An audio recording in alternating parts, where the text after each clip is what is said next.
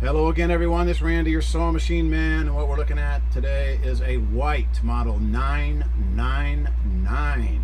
And this is a real nice machine that I recommend you go out and find. See if your grandma has one, see if your mom has one.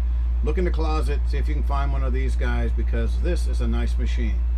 This is a zigzag front load and 15 class, and what makes it so grand is it's got these overlock stitches, and it's got the spandex stretch, a single overlock, the double overlock, and the regular rickrack stitch, zigzag, straight, blind hem, built-in 4-step button holder. It's got a lot of nice features. The best thing about it is that it's got an alloy frame, has steel gears, everything in the drivetrain is steel.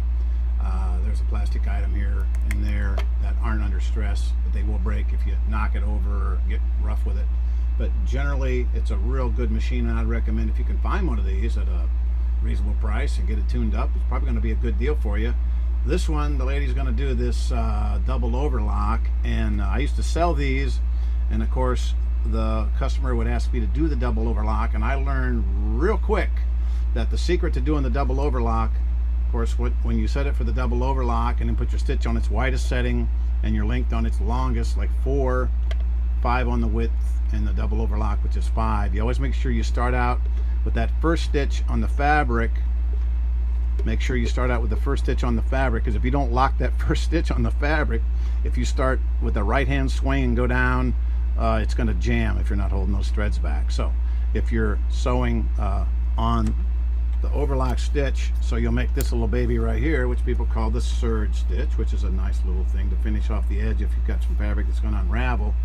Always make sure you put it in the left hand side of the swing. Always turn the hand wheel towards you, and you see it's going to stitch, stitch, and I'm pulling on the thread here to make sure it doesn't jam. And you swing over to the right. Don't start out on the right hand swing or it'll jam. So make sure you're lined up to take that first stitch on the fabric itself. So you're going to start off on the fabric and get lined up here with the camera, because I can't see 3 things at once.